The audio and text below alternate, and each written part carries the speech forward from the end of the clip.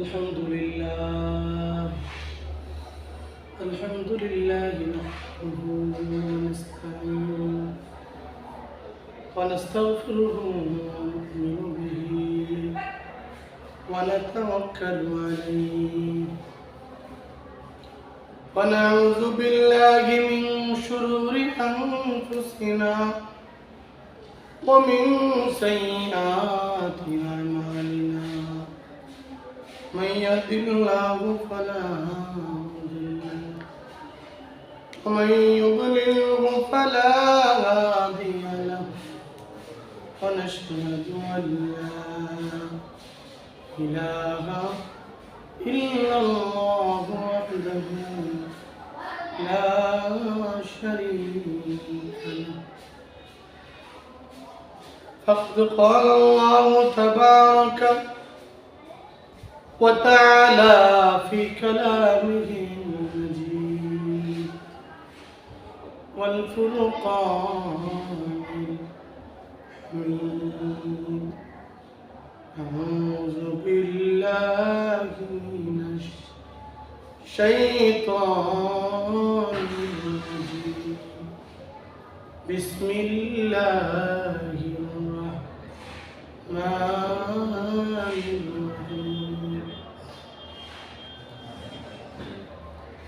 نار الله الموقدة التي تطلع على الأفئدة إنها عليهم مؤصدة في عمد ممددة قال النبي صلى الله عليه وسلم لسرادق النار أربعة جدر كسف كل جدار مسيرة 40 سنة أو كما قال النبي عليه الصلاة والسلام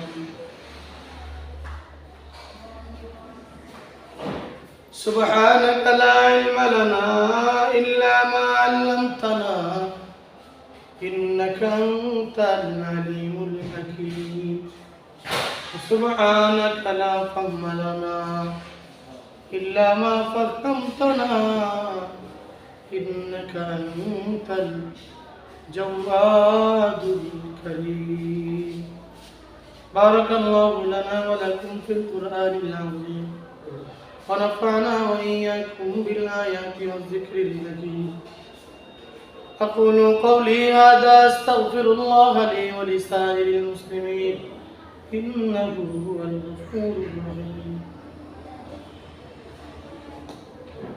মুআজ্জাজ মুকাররম সম্মানিত মুসল্লিয়ান ইকরাম আল্লাহ পাকের আলিশান দরবারে লক্ষ কোটি শুকরিয়া আদায় করছি যে আল্লাহ রাব্বুল ইজ্জত ওয়াল জালাল বিনা চাওয়ায় বিনা দরখাস্তে এই প্রচন্ড গরমের ভিতরে হাজারো মানুষকে বাইরে রেখে গরমের তাপ সহ্য করে আল্লাহ তাআলার ঘরে আমাদেরকে জুমার নামাজ আদায়ের লক্ষ্যে আসার বসার তৌফিক দান করলেন সেজন্য শুকরিয়া আদায় করি বলি আলহামদুলিল্লাহ। প্রিয় উপস্থিতি, চলছে প্রচন্ড গরম। আমাদের আজকের আলোচনার বিষয়বস্তু অনেকটা গরমের সাথে সাংঘর্ষিক। আল্লাহ পাক কোরআনুল কারীমের ভিতরে জাহান্নাম সম্পর্কে লম্বা লম্বা আলোচনা করেছেন।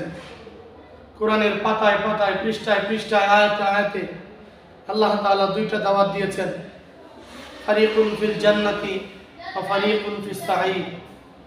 বান্দা, তুমি যদি ভালো কাজ করো তাহলে তুমি জান্নাতের পথ পেয়ে যাবে, অন্যথায় যদি মন্দ কাজ করো, অন্যায় কাজে লিপ্ত হয়ে যাও, তাহলে তোমার ঠিকানা হবে জাহান্নাম।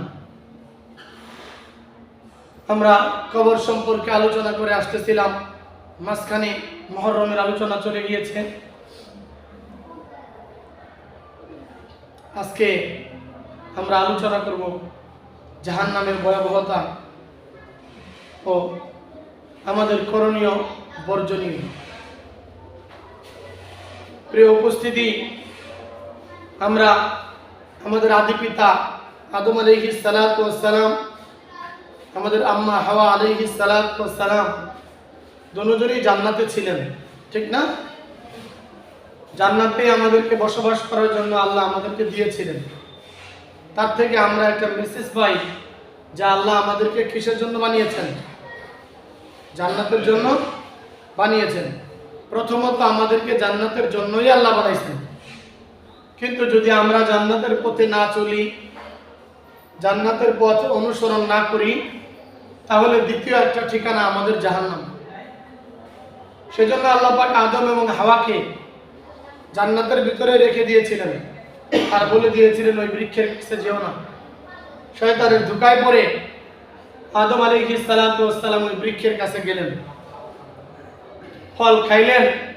আল্লাহ তাআলা আদম আলাইহিস সালাতু ওয়াস সালামকে দুনিয়ায় পাঠিয়ে দিলেন। শুধু দুনিয়া পাঠিয়ে দিয়ে ক্ষান্ত হন নাই, আল্লাহ তাআলা বলেন একবার তো তোমাদেরকে সরাসরি আমি জান্নাতে দিছিলাম, তোমরা থাকতে পারলে না। তোমাদেরকে আমি অনেক ভালোবাসি, মায়া করি, মহব্বত করি, তোমাদেরকে দুনিয়ায় পাঠিয়ে দিলাম পরীক্ষার হলে। এরপরেও তোমরা যেন আবারও জান্নাতে আসতে পারো, তোমরা যেন আবারও জান্নাত চিনতে পারো, সেই গাইডলাইনগুলো আমি তোমাদেরকে বলে দিলাম। কোরআন শরীফ দান করলাম। কোরআন শরীফের ভিতরে আমি জান্নাতের পথগুলো, জান্নাতের লাইন গার্ডগুলো আমি বলে দিয়েছি। তোমরা যদি তা অনুসরণ করো, অচিরেই এবং সহজেই তোমরা জান্নাতে প্রবেশ করতে পারবে। আমরা জান্নাত সম্পর্কে পরে আলোকপাত করব, আগে জাহান্নাম সম্পর্কে আলোকপাত করব।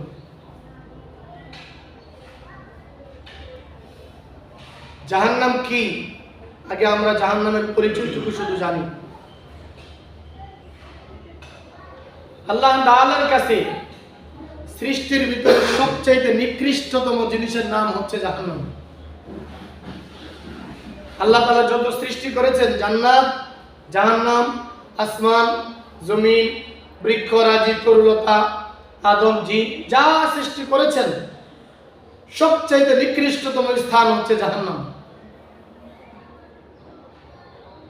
তাহলে জাহান্নামের প্রাথমিক পরিচয়, জাহান্নাম কতটা ভয়ঙ্কর হবে, জাহান্নামের ভিতরে কি থাকবে।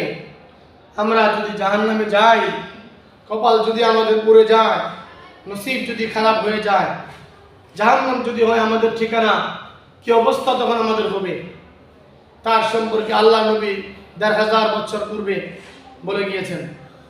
লাসুরাদিকুন নারি আরবাতু জুদুরিন কাসিফু কুল্লি জিদারিন মাসিরাতু ৪০ সানা ও কামা ক্বালা নবী আলাইহিস সালাতু ওয়াস সালাম। জাহান্নামে বেশ কতগুলো পরিচয় আছে। এর ভিতরে হাদিসের মধ্যে আসছে জাহান্নামের বিশাল একটা প্রাচীর আছে। জাহান্নামের বিশাল একটা প্রাচীর আছে। প্রাচীরগুলো ইট দিয়ে তৈরি। কত বড় প্রাচীর সেটা তো আমাদের বলার ক্ষমতা নাই। তবে জাহান্নামে যে ইটগুলো আছে, একটা ইটের বর্ণনা হাদিসের মধ্যে আসছে। জাহান্নামের একটা ইটের এক পার্শ্ব থেকে অপর পার্শ্ব পর্যন্ত যাইতে ৪০ বছর সময় লাগবে। জাহান্নামের একটা ইটের এই পাশ থেকে ওই পাশে যাইতে ৪০ বছরের সময়ের প্রয়োজন। দুনিয়ায় এই যে বিল্ডিং নির্মাণ করা হয়েছে, ইটগুলো যদি আপনি এইভাবে দেন ৩ ইঞ্চি হবে না, এইভাবে দিলে ৫ ইঞ্চি, আর লম্বায় দিলে ১০ ইঞ্চি হবে। জাহান্নামের এক পাশ থেকে অপর পাশে না, একটা ইটের এক মাথা থেকে অপর মাথায় যাইতে ৪০ বছর সময়ের প্রয়োজন।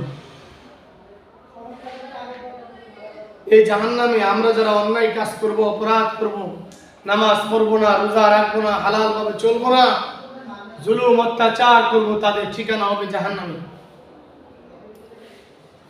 হাদিসের মধ্যে আসছে জাহান্নামে এত সুবিশাল প্রাচীর হবে এবং জাহান্নামের ভিতরে গর্ত থাকবে। গর্ত, কত বড় গর্ত থাকবে? আমি যখন এই হাদিসটা পড়তেছিলাম, আমি আমার অতীত জীবনে চলে গিয়েছিলাম। অতীত 12 বছর বয়স থেকে নিয়ে আজকে পর্যন্ত চলে গেলাম, যে আর আমার বয়স প্রায় 30 চলে।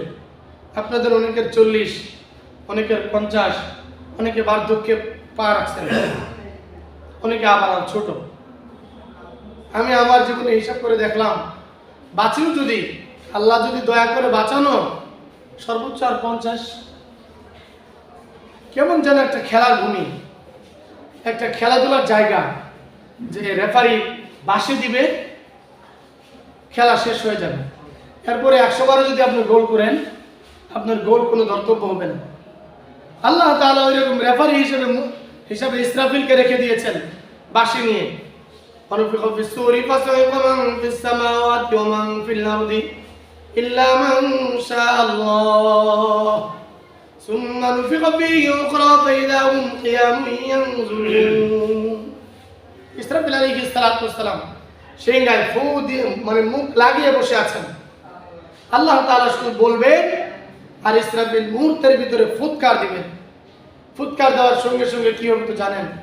وإذا الجبال نصفت وإذا الرسل أقتت لأي يوم أجلت وإذا القبور بعثرت। কবরগুলো সব খাস খাস করে উঠে যাবে, আকাশগুলো ভেঙে চূর্ণ বিচূর্ণ হয়ে যাবে, জমিনগুলো আস্তে আস্তে উঠতে থাকবে তুলার মতো করে, পানিগুলো সব একাকার হয়ে যাবে, সব মানুষগুলো একটা একটা সাথে বাড়ি লেগে ঠাস ঠাস করে চূর্ণ বিচূর্ণ হয়ে মাটির সাথে মিশে যাবে। আল্লাহ তাআলা বলেন, ফারিকুন ফিল জান্নাতি ওয়া ফারিকুন ফিস সাঈর। ভালো কাজটা করবা তুমি জান্নাতে যাইবা, মন্দ কাজটা করবা তুমি জাহান্নামে যাইবা। এই জাহান্নামের ভিতরে সুবিশাল প্রাচীর আছে, প্রাচীরের ভিতরে আবার গর্ত আছে। গর্তটা কত বড় লম্বা! আল্লাহ নবী রাসূল আরবি সাল্লাল্লাহু আলাইহি ওয়াসাল্লাম সাহাবীদেরকে নিয়ে বসে আছেন। নবীজি সাল্লাল্লাহু আলাইহি ওয়াসাল্লাম সাহাবীদেরকে বলতেছেন, জাহান্নামে কত গর্ত আছে তোমরা জানো নাকি? ও ভাই, এই ছোট্ট জীবনের 30 বছরের পিছনের জীবনের সময়টা আমি মোতালা করলাম দীর্ঘ 2 ঘন্টা। প্রায় 9:30 থেকে 11:30 পর্যন্ত সময় শুয়ে শুয়ে শুধু ভাবলাম, এই জীবনে যা কিছু করলাম আল্লাহ তাআলা যদি হিসাব দেন তাহলে জাহান্নাম ছাড়া কোনো উপায় নাই। জীবনে এক ওয়াক্ত নামাজ যদি কোনো ব্যক্তি কাজা করে, না পড়া তো পরের কথা, কাজা যদি করে 7,500 বছর জাহান্নামে থাকতে হবে। চিন্তা করলাম জীবনে কত নামাজ কাজা করলাম, ট্রেনের ভিতরে চড়ে চড়ে কত নামাজ কাজা করলাম, বাসের ভিতরে বাড়িতে যাতায়াত করার সময় কত নামাজ কাজা করলাম, বন্ধুদের আড্ডায় পরে কত নামাজ কাজা করলাম, রোজা ভাঙলাম, গুনাহ করলাম, মিথ্যা কথা বললাম, অন্যায় কাজ করলাম। কি অবস্থা হবে যদি আল্লাহ তাআলা জিজ্ঞাসা করেন? চোখ দিয়ে পানি ঝরাইলাম, আল্লাহ তাআলার কাছে 2 হাত তুলে দোয়া করলাম, আল্লাহ তোমার দয়া ছাড়া, তোমার করুণা ছাড়া, তোমার অনুনয় বিনয় ছাড়া জাহান্নাম থেকে বাঁচার কোনো উপায় নাই। একজন পয়গম্বর সাহাবীদেরকে নিয়ে বলতেছেন, কিয়ামতের মাঠে আমলনামা নিয়ে কোনো ব্যক্তি জান্নাতে প্রবেশ করতে পারবে না। একজন ব্যক্তি ওইখানে ছিল যিনি 1000 বছর রোজা রাখেন, 1000 বছর ধরে নফল নামাজ আদায় করেন। লোকটা বলতেছে, কি বলে পয়গম্বর, কি বলে? এমন না কি হবে যে 1000 বছর ইবাদত করেছে, এই ইবাদতের নাকি কোনো মূল্য হবে না? লোকটা রাত হয়ে গেল, ঘুমিয়ে পড়লো। স্বপ্নের ভিতরে দেখে হাসরের মাঠ কায়েম হয়ে গিয়েছে, অর্ধরাত উপরে সূর্য চলে আসছে, মাথা মগজগুলো ঠাস ঠাস করে গলে গলে পড়তেছে, ক্ষুধার কারণে মানুষের জিহ্বাগুলো বেরিয়ে যাচ্ছে, তৃষ্ণার কারণে মানুষের গলা শুকিয়ে যাচ্ছে। এমন সময় লোকটা দৌড়ে যাচ্ছে একজন বৃদ্ধ লোকের কাছে। ওই বৃদ্ধ লোকের হাতে 1 গ্লাস পানি। ও চাচা, একটু পানি দিবেন নি? বলে, পানি কোথায় থেকে দিব? কি নিয়ে আসছো আমার জন্য? বলে, আমার কাছে তো কিছুই নাই। বলে, তোমাকে পানি দিতে পারি, শর্ত 1 গ্লাস পানির মূল্য হচ্ছে 1000 বছরের ইবাদত। লোকটা চিন্তা করলো, হাসরের মাঠে আল্লাহর সামনে আমি কি নিয়ে দাঁড়াবো?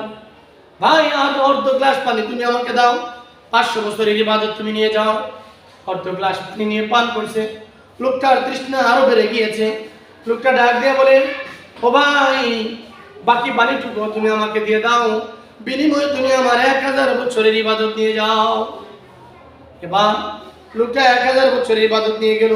কিছুক্ষণ পরে হাসরের মাঠে আল্লাহর সামনে দাঁড়িয়ে গিয়েছে। আল্লাহ তাআলা ডাক দিয়ে বলে, এ বান্দা, কি নিয়ে আসছো আমার জন্য? বলে, আল্লাহ, আমি তো শূন্য হাতে আসছি, 1000 বছর ইবাদত করে আসছিলাম, 1000 বছরের ইবাদত তো আমি এক গ্লাস পানির কাছে বিক্রি করে দিলাম। আল্লাহ তাআলা ডাক দিয়ে বলে, বান্দা, তুমি আমার কাছে কি আশা করো? আল্লাহ, তোমার নাম রহমানুর রহিম, গফুর গফফার, সত্তার, করিম, জব্বার। আল্লাহ, দয়া করো, তোমার দয়া ছাড়া আজকে কোনো বাঁচার আমার উপায় নাই। হাসরের মাঠে এরকম ভয়ঙ্কর অবস্থা আমাদের। আল্লাহ নবী সাল্লাল্লাহু আলাইহি ওয়াসাল্লাম হাদিসের মধ্যে সাহাবায়ে কেরামকে নিয়ে আলোচনা করতেছেন। হে সাহাবারা, তোমরা কি জানো জাহান্নামের গর্তটা কত বড় হবে? বলে, ইয়া রাসূলুল্লাহ, কত বড় হবে? বলে, সকালবেলা যদি ভারী একটা পাথর আকাশ থেকে ছেড়ে দেওয়া হয় জমিনের দিকে, সন্ধ্যাবেলায় ওই পাথরটা জমিনের ভিতরে আইসে পড়বে। জমিনের ভিতরে এসে পড়বে, এর চাইতেও বেশি গর্ত, এর চাইতেও বেশি গর্ত জাহান্নামে। চিন্তা করতে পারেন, একটা কুয়া 50 ফিট 100 ফিট নিচে গেলে আপনি যখন যাইবেন, আপনার কলিজা কি নিজের সাথে থাকে? ছোট্ট একটা গর্তে ড্রেনের ভিতরেও যদি পড়ে যান, আপনার বাঁচার আর ইচ্ছে থাকে না। কুয়ার ভিতরে পড়লে আরো ইচ্ছে থাকে না। এই যে জাহান্নামে এত গর্ত থাকবে, এই গর্ত তো মানুষই ভরবে, জিনদেরকেই তো ভরবে। কি অবস্থা হবে তখন আমাদের? আমাকে আপনাকে উদ্দেশ্য করে আল্লাহ নবী বলছেন যে, তুমি যদি ভালো কাজ করো তাহলে ভালো পথ পাইবে, মন্দ কাজ করবা তাহলে কিন্তু তোমার ঠিকানা জাহান্নাম। হাদিসের মধ্যে আসছে, সাহাবায়ে কেরাম বসা, হঠাৎ এক ভয়ঙ্কর শব্দ হলো। আল্লাহ নবী ডাক দিয়ে বলে, আবু হুরায়রা, কি ব্যাপার, কোনো ভয়ঙ্কর আওয়াজ পাইলে নাকি? বলে, হ্যাঁ ইয়া রাসূলুল্লাহ, একটা ভয়ঙ্কর আওয়াজ হলো। বিজলি চমকাইলে যেমন আকাশের ভিতরে শব্দ হয়, এরকম একটা শব্দ হইল। হে আবু হুরায়রা, জানোনি এটা কিসের আওয়াজ? না ইয়া রাসূলুল্লাহ, আমরা তো জানি না এটা কিসের আওয়াজ, একটু মেহেরবানি করে বলুন। আল্লাহু আ'লামু ওয়া রাসূলুহু, আল্লাহ এবং তার রাসূল খুব ভালো জানেন। আল্লাহ নবী সরকার দু আলম সাল্লাল্লাহু আলাইহি ওয়াসাল্লাম বর্ণনা করেন, হে আবু হুরায়রা, আজকের থেকে 70 বছর পূর্বে আল্লাহর আদেশে একজন ফেরেশতা জাহান্নামের উপরিভাগ থেকে বিশাল একটা পাথরের খণ্ড, উহুদ পাহাড়ের মতো বিশাল একটা পাথর খণ্ড, ভারী একটা পাথর খণ্ড জাহান্নামের উপরিভাগ থেকে ছেড়ে দিয়েছিল। আজকে 70 বছর পরে জাহান্নামের তলদেশে ওই পাথরটা আজকে পড়েছে। ওই পাথর আর সাদ একত্রিত হওয়ার কারণে যেই ভয়ঙ্কর শব্দটা হয়েছে, সেই শব্দটা তোমরা পাইলা। চিন্তা করেন, একটা উহুদ পাহাড়ের মতো পাথর যদি জাহান্নামের ভিতরে ফেলায় দেয়, 70 বছর যদি লাগে নিচে পড়তে, এই 70 বছর দরকার নাই, 1 বছর যেই পথে যাবে এই পাথরটা, এই পাথরের জায়গায় যদি আমার আপনার ঠিকানা হয়, আমার আপনার ঠিকানা যদি হয়, কি অবস্থা হবে? কোথায় যাবেন সেদিন? কোথায় চিৎকার করবেন? কি অবস্থা হবে? কি ভয়ঙ্কর রূপ নেবে আমাদের? আমরা কার কাছে চাইবো? পানির ভিতরে ছোট্ট বাচ্চা যখন 2 হাত লাড়তে থাকে, একটু যদি দেখা যায় কেউ না আইসা হাতছানি দিয়ে থেকে বাঁচানোর চেষ্টা করি, কিন্তু জাহান্নামের নদী, জাহান্নামের সাগর তো এমন থাকবে, 70,000 বছর শুধু তলদেশ থাকবে। সেই তলদেশে যদি আমার ঠিকানা হয়, সেই তলদেশে যদি আমার অবস্থান হয়, আমি কিভাবে বাঁচবো, কিভাবে চলবো? আল্লাহ তাআলা বলেন, নারুল্লাহিল মুকাদা, জাহান্নামের আগুনটা কেমন তুমি জানোনি? জাহান্নামে তো বিশাল একটা প্রাচীর আছে, বিশাল গর্ত আছে, জাহান্নামের ভিতরে কিন্তু আগুন আছে, আগুন। এই আগুনটা কেমন জানোনি? নারুল্লাহিল মুকাদা আল্লাতী তাত্তালিউ আলাল আফিদা, দুনিয়ায় আগুন জ্বালানোর পরে লাকড়ি দেওয়া হয়, জাহান্নামে এক প্রকারের লাকড়ি দেওয়া হবে। কেমন লাকড়ি জানোনি? কিবরিত নামক পাথর হবে এই জাহান্নামের লাকড়ি। দুনিয়ায় যে আগুনটা জ্বালানো হয়, এই আগুনটা জ্বালানো হয় চাকমাক পাথর থেকে। ম্যাচের ভিতরে যেই গ্যাস, যেই বারুদ লাগানো হয়, এটা হলো চাকমাক পাথরের একটা বারুদ। ওই যে ঘটনা শুনেছেন, মুসা পয়গম্বর আলাইহিস সালাতু ওয়াস সালাম তুর পর্বতে আগুন খুঁজতেছিলেন, অর্থাৎ চাকমাক পাথর খুঁজতেছিলেন। চাকমাক পাথর দুইটা একসাথে ঘর্ষণ লাগাইলে আগুন ধরে। দুনিয়ার আগুন চাকমাক পাথরের মাধ্যমে অবতীর্ণ হয়, আবির্ভাব হয়, তৈরি হয়। এই পাথরের আগুন আমরা সহ্য করতে পারি না। কিছুক্ষণ পূর্বে কাজ করার সময় ছোট্ট একটা আংটা আমার পায়ের ভিতরে লেগে গেছে। মুহূর্তের ভিতরে ফুসলা উঠে গেল, পানি বের হয়ে গেল। আমার ওইখানে আগুনের টুকরা পড়েছে আর জাহান্নামের কথা মনে হয়েছে।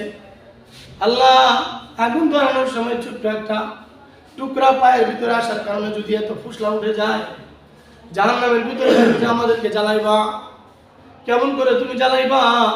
হাদিসের মধ্যে আসছে, দুনিয়ার আগুন প্রথমে আমার চামড়া জ্বালাইবে, এরপরে মাংস জ্বালাইবে, এরপরে হাড্ডি জ্বালাইবে, এরপরে মাঝখানের মজক জ্বালাইবে, এরপরে পোড়াপুড়ির ভিতরে লাগবে। বাইরে জাহান্নামের আগুন এরকম না, নারুল্লাহিল মুকাদা, ধরতে দেরি হবে। একসাথে চামড়ার ভিতরে, একসাথে মাংসের ভিতরে, একসাথে হাড্ডির ভিতরে, একসাথে মজকের ভিতরে, প্রত্যেকটা পরতে পরতে আগুন লেগে যাবে। মুহূর্তের ভিতরে মানুষটা পুরো ছাই হয়ে যাবে। আল্লাহ তাআলার আদেশে আবার নতুন করে মানুষ রূপান্তরিত হয়ে যাবে।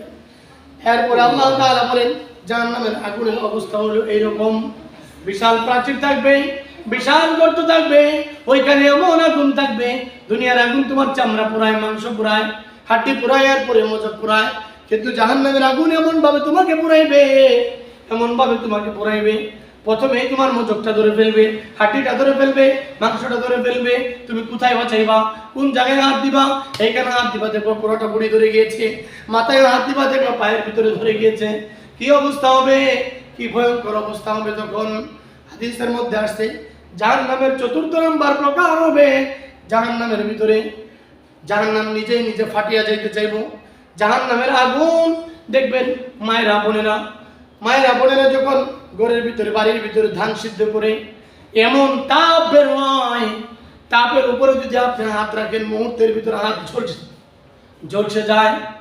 হাদিসের মধ্যে আসছে, কোরআন শরীফের মধ্যে আল্লাহ তাআলা বর্ণনা করেন, তাকাদু তামাইয়াজু মিনাল গায়জ কুল্লামা উলকিয়া ফিহা ফাওজুন সালাহুম খাযানাতুহা লাম ইয়াতিকুম নাযীর। তাকাদু তামাইয়াজু মিনাল গায়জ, জাহান্নামটা এমন হবে, নিজের আগুনের রাগে নিজে ফুসলায় একদম জাহান্নাম থেকে বের হয়ে যাইতে চাইবো। দেখবেন কিছু মানুষ আছে মারামারি করার সময়, ঝগড়া করার সময় এমন রাগ পায়, নিজের শরীরের চামড়া উঠানো শুরু করে দেয়, নিজের বাড়ি ঘর পুরা শুরু করে দেয়। রাগের চোটে ৫-৬ জন তার সাথে ধরে পায় না, তার ভিতরে রাগ বলকাইতে থাকে। এরকম জাহান্নামের আগুন বলকাইতে থাকবে, বলকাইতে এমন অবস্থা হবে, তাকে আতুতামাইয়াজু মিনাল গায়জ। সূরা মুলকের ভিতর আল্লাহ তাআলা বলেন, এমন অবস্থা হবে যেন জাহান্নামের আগুন নিজেই নিজে বের হয়ে যাইতে চাইবো, ভিতরে আর থাকতে চাইবো না। এই ৭০,০০০ বছরের গর্ত, বিশাল প্রাচীর, এই বিশাল আগুন নিজেই নিজে রাগান্বিত হয়ে ভিতর থেকে বেরিয়ে যাইতে চাইবো। কেমন ভয়ঙ্কর হবে সেই আযাব, সেই জাহান্নামের আগুন। এই জাহান্নামের আগুনে কি আপনি পড়তে পারবেন নাকি? এই যে মসজিদের একটু তাপ, কারেন্ট নাই, বিদ্যুৎ নাই, তাপটুকু আমরা সহ্য করতে পারি না। মাগরিবের সময় মনে হয় যেন একদম শরীর থেকে চামড়া খসে যাচ্ছে। হাদিসের মধ্যে আসছে, জাহান্নামের আগুন এমন ভাবে ধরবে, একসাথে মাথা, একসাথে হাত, একসাথে পা। কেমন অবস্থা হবে সেদিন যখন আমাকে জাহান্নামের আগুনে জ্বালানো হবে। মানুষগুলো সব তাকায় দেখতে থাকবে, বন্ধুরা সব তাকায় দেখতে থাকবে, মা দেখতে থাকবে, বাবা দেখতে থাকবে, কলিজার টুকরা স্ত্রী দেখতে থাকবে, শরীরের অংশ একটা সন্তান দেখতে থাকবে, চিৎকার করে জাহান্নামে ডাকতে থাকবে, এ সন্তান, সকালবেলা ফজরের নামাজ পড়তে পারিনি, কারণ রাত ১২টা পর্যন্ত ডিউটি করেছি, তোমার ভবিষ্যৎ সুন্দর করার জন্য এত পরিশ্রম করলাম রে বাবা, এত পরিশ্রম করলাম, আজকে তুমি জান্নাতে, আমি জাহান্নামে, তাও না একটু বাঁচানোর উপায় বের করো না। মুহূর্তের ভিতরে মুখটা ছেড়ে সন্তান ঘুরায় নেবে, স্ত্রী মুখটা ঘুরায় নেবে। আল্লাহ তাআলা জান্নাতি আর জাহান্নামীর মাঝখানে পর্দা ফেলায় দিবে, আর জাহান্নামী ডাকতে থাকবে আর বলতে থাকবে, আল্লাহ এর শেষ কোন দিন, এর শেষটা কোন দিন, চিরস্থায়ী শাস্তি কোন দিন শুরু হবে? কোনো জবাব পাবে না। হাদিসের মধ্যে আসছে, হাইয়াতুন আকরাবুন, এরপরে ওইখানে থাকবে সাপ বিচ্ছু। ৬ নম্বরে জাহান্নামের ভিতরে ১৩ প্রকারের আযাব শাস্তি থাকবে। কত প্রকারের আযাব আছে আল্লাহ তাআলা ভালো জানেন। কোরআন শরীফের ভিতরে ১৩টা আযাবের কথা, লম্বা আয়াতের ভিতরে আল্লাহ তাআলা বর্ণনা করেছেন ১৩টা আযাবের কথা। 6 প্রকারের শাস্তি আল্লাহ তাআলা দিবেন, আর 7 প্রকারের 5 প্রকারের শাস্তি আল্লাহ তাআলা দিবেন, আর 8 প্রকারের শাস্তি দিবেন আল্লাহ তাআলা খাদ্য জাতীয় শাস্তি। এই 13 জাতের শাস্তি জাহান্নামের ভিতরে আমার জন্য আপনার জন্য অপেক্ষা করছে। জাহান্নামের ভিতরে 19 জন ফেরেশতা থাকবে, 19 জন ফেরেশতা। কোরআন শরীফের ভিতরে আল্লাহ তাআলা বলেন, আলাইহা মালাইকাতুন গিলাযুন শিদাদুল লা ইয়াসুনাল্লাহ মা আমারহুম ওয়া ইয়াফআলুনা মা ইউমারুন। আলাইহা 19 জাহান্নামের ভিতরে 19 জন ফেরেশতা থাকবে, 19 জন ফেরেশতা। না না, বলে গেলে চলবে না। জাহান্নামের 19 জন ফেরেশতা আমাদেরকে শাস্তি প্রয়োগ করার জন্য না, শাস্তি পরিচালনা করার জন্য 19 জন ফেরেশতা থাকবে।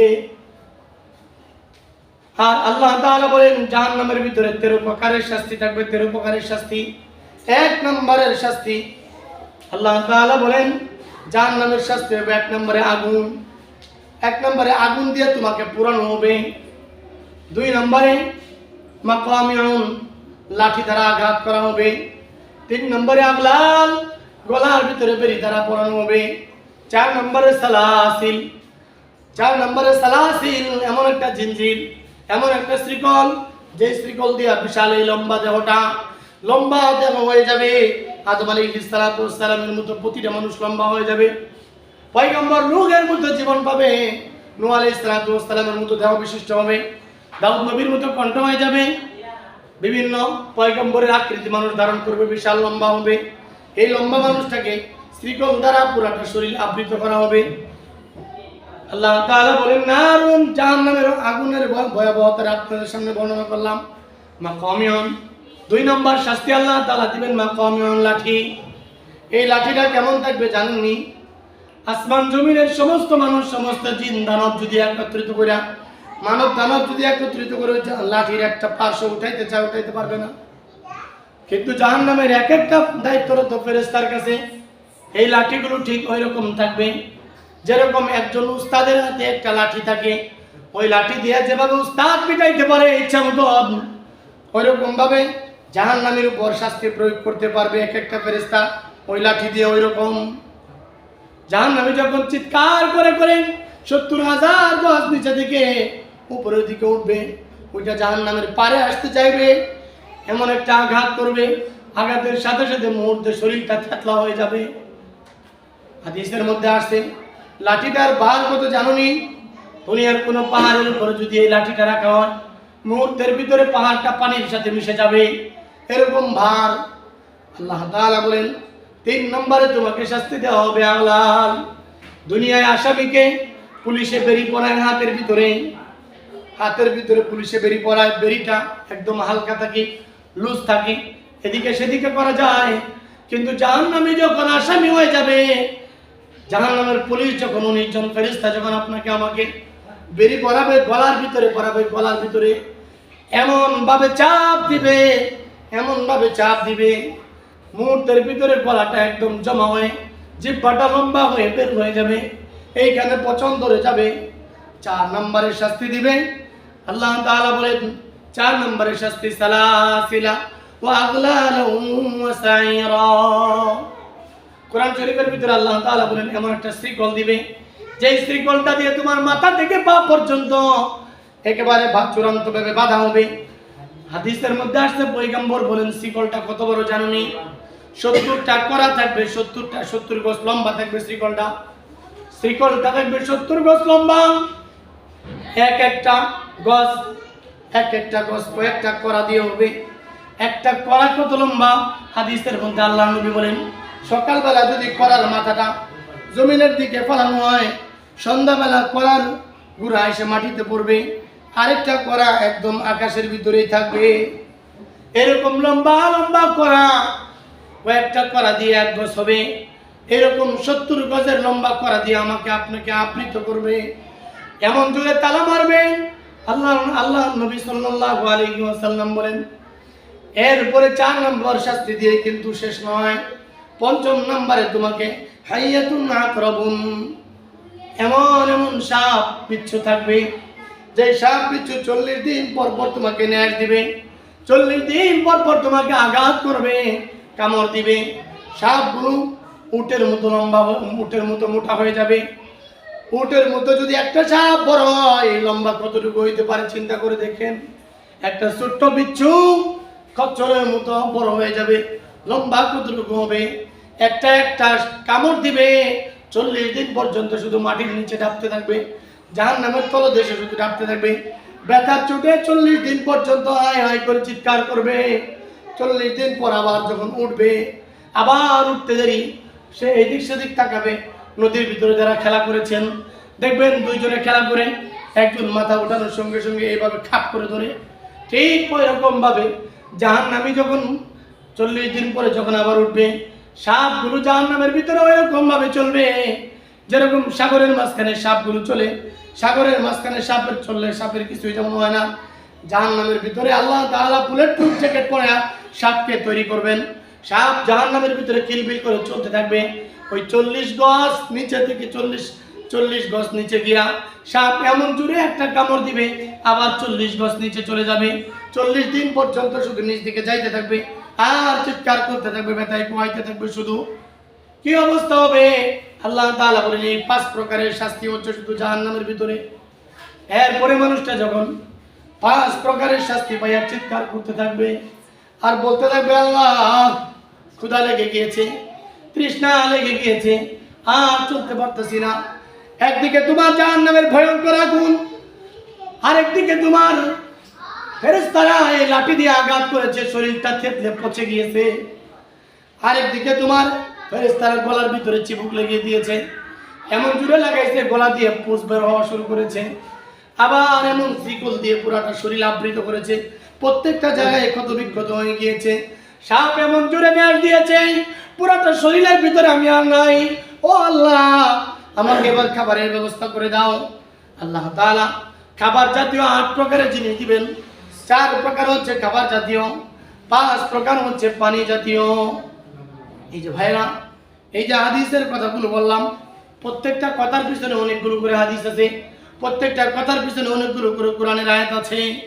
আমি যখন এই বয়ানটা তৈরি করলাম, একা একা দীর্ঘক্ষণ পর্যন্ত 1.5 থেকে 2 ঘন্টা গবেষণা করলাম, চিন্তা করলাম, হায় আল্লাহ, যদি এই কথাগুলো সত্য হয়ে থাকে, কথাগুলো তো অবশ্যই সত্য।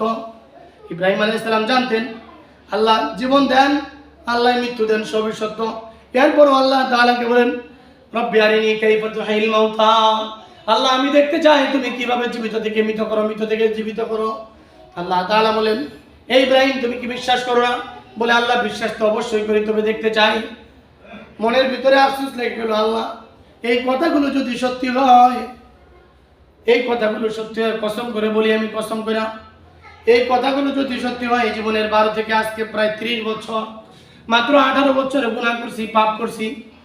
এর ভিতরে সওয়াবের কাজও করেছি, কোরআন মুখস্থ করেছি, তাফসীর মুখস্থ করেছি, আলেম হয়েছি, মুফতি হয়েছি, ভালো কাজ যতটুকু সম্ভব করার চেষ্টা করেছি। আল্লাহ জানি না এই সময় যে এরকম পরিস্থিতি, বাকি জিন্দেগিতে কোন অবস্থায় পড়ি। আল্লাহ অবস্থা যদি এরকম ভয়ঙ্কর হয়, জাহান্নামের জন্য যদি বানায় থাকো, আর তুমি বাঁচায় রাখো না, নিয়ে যাও, আর বাঁচার ইচ্ছা নাই। কারণ জাহান্নামে যদি যাই বাঁচার তো কোনো উপায় থাকবো না, কেউ আমার পাশে থাকবে না। এবার আপনারা চিন্তা করে দেখবেন, কখনো কখনো বালিশের সাথে মাথাটা লাগায় দেখবেন, শরীরের ভিতরে একটু আগুনের ফোঁটা লেগে গেলে যদি এমন হয়ে যায়, জাহান্নামে আমাদের কেমন অবস্থা হইতে পারে। আল্লাহ তাআলা 8 প্রকারের খাবার দিবেন, শুধু খাবারের নামগুলো বলি। দরিয়া, 2 নম্বরে হচ্ছে গিসলিন, 3 নম্বর হচ্ছে জাকুম, 4 নম্বর হচ্ছে তুয়ামুন জারুসফ। এই 4 প্রকারের খাবার জাতীয় শাস্তি আল্লাহ পাক প্রদান করবেন। 5ম নম্বরে খাবারগুলো যখন ভিতরে আটকে যাবে, মানুষগুলো চিৎকার করে বলবে, আল্লাহ খাবারের দরকার নেই, পানি দাও, কাঁটা এইখানে আটকে গেছে, তুমি এই কাঁটাটা বের করার তৌফিক দাও। এরপরে পানি চাওয়ার সঙ্গে সঙ্গে গরম ফুটন্ত পানি আল্লাহ তাআলা দিবেন। 4, তারপরেও মানুষের ভালো হবে না। 6 নম্বরে মানুষ আবার পানি চাবে, মাউন হামিম, প্রচন্ড গরম পানি দিবে, মানুষ পানিতে পিপাসার্থ আরো বেশি হয়ে যাবে। এরপরে আল্লাহ তাআলা বলবেন, এই জাহান্নামী বলবে, আল্লাহ এই পানি দিয়ে আমার কিচ্ছু হলো না, তুমি আবার নতুন পানি দাও। আবার নতুন পানি আল্লাহ তাআলা 7 নম্বরে পানি দিবেন। মাউন কাল মুগলি, এমন পানি যেই পানি কোথাও দিলে মুহূর্তের ভিতরে জমাট হয়ে যায়, এমন পানি আল্লাহ পাক দিবেন মুহূর্তের ভিতরে সব জমাট হয়ে যাবে। এরপরে জাহান্নামী চিৎকার মেরে বলবেন, আল্লাহ কি পানি দিলা, এতগুলো শাস্তি তুমি দেওয়ার পরেও কি তোমার ইচ্ছা মিটে নাই? আল্লাহ এমন একটা পানি দাও যেন আমি নিজের থেকে নিজেই চলে যাই। কোরআন শরীফের ভিতরে আসছে লাস্টে আল্লাহ তাআলা সাত নামক একটা খাবার দান করবেন। এই যে আমাকে জাহান্নামের আগুন পুইরা ছাই করেছে, লাঠি দিয়ে আঘাত দিয়ে মিসমার করে দিয়েছে, এরপরে গলার ভিতরে চিবুক লাগিয়েছে, এরপরে আমাকে পুরাটা শরীর শ্রীকল দিয়ে আবদ্ধ করেছে, এরপরে সাপ নেশ দিয়েছে, পুরাটা শরীরের অবস্থা কি হইতে পারে একবার চিন্তা করে দেখুন। এই সমস্ত পুষগুলো একত্রিত করে আল্লাহ তাআলা তার সামনে খাবার দিবে। কোরআন শরীফের ভিতরে আল্লাহ তাআলা বলেন এই বান্দা খাবারগুলো মুখে নেওয়ার সঙ্গে সঙ্গে জিহ্বাটা একদম গলার ভিতর দিয়ে ঢুকে পড়বে, গলাটা একদম নিচে নেমে যাবে। এই যে কাটা আটকেছিল কাটাটা সুদ্ধা ভিতরে যা আছে সবগুলো বেরেস করে, মহিলারা যেমন অসুস্থ হইলে একের পর এক রক্ত জমাট বের হইতে থাকে, পিছনের রাস্তা দিয়ে সবগুলো আল্লাহ তাআলা একটা একটা করে পাস করে দিবেন। কি অবস্থা হবে সেদিন একবার চিন্তা করতে পারেন? এগুলো সব কোন বানোয়াট কিচ্ছা কাহিনী না, প্রত্যেকটাই কোরআনের আয়াত, প্রত্যেকটার পিছনে অসংখ্য হাদিস আছে। আমি যখন পড়লাম তৈরি করলাম বয়ানটা, আমি নিজে নিজে অনেকক্ষণ কাঁদছি, অনেকক্ষণ চিন্তা করলাম, আল্লাহ আমি তো ইমাম সাহেব, আমার তো মনে হইতেছে জাহান্নামটা মনে হয় আমার জন্য তুমি তৈরি করছো। যে অবস্থা তুমি বর্ণনা করলা যদি একটাও যদি হয়, রাসেল ভাইপার আসছে নাকি নাই তাও ঠিক নাই, বা আদৌ পৃথিবীতে আসে কিনা তাও ঠিক নাই, পুরা দুনিয়া আতঙ্ক। আমি আমার রুমে যখন একা ঘুমাইতাম আবার নিজ দিকে লাইট মারতাম, আবার আসে কিনা দেখি, হঠাৎ একদিন দেখি সাপ, আবার ভাবলাম সেই সাপ যদি আবার আয় থাকে, সেটা যদি আবার রাসেল ভাইপার হয়ে থাকে, আমিও বিশ্বাস করে ফেললাম। তাহলে জাহান্নামে আমাদের কি অবস্থা না হবে বলেন তো? এই আগুন যদি আমাদের এই দুনিয়ার রৌদ্র তাপ যদি আমরা সহ্য করতে না পারি, হাসরের মাঠে কি অবস্থা হবে? হাসরের মাঠে মানুষগুলো যখন দাঁড়ায় থাকবে বলবে, আল্লাহ জান্নাত আর জাহান্নাম যেইটাই দাও দেও, কিন্তু বিচার শুনবে। এই তাপ আর সহ্য করতে পারতেছি না। প্রিয় ভাইরা, এখনো সময় আছে, জীবনের সময় আছে। জীবনের 20 বছর 30 বছর অতিবাহিত করেছেন, সময় আছে ভাই, নামাজে আসেন, মসজিদে আসেন, মসজিদের পথ ধরেন, বাজারের পথ ছাড়েন, মসজিদের পথ ধরেন, চাষটলের পথ ছাড়েন, ইমামের পিছ ধরেন, আপনি জান্নাতের পথ খুঁজে বের করেন। অন্যথায় খুব ভয়ঙ্কর অবস্থা হবে। আল্লাহ তাআলা যদি চান আগামী সপ্তাহে 8 প্রকারের খাদ্যের কি ভয়ঙ্কর পরিণতি হবে ইনশাআল্লাহ বর্ণনা করব। আল্লাহ তাআলা যা কিছু বললাম আমাকে সহ আপনাদের সবাইকে এই কথাগুলোর উপর আমল করার তৌফিক দান করুন। আমিন। আমি জানি না নেট বা সবকিছু অফ করা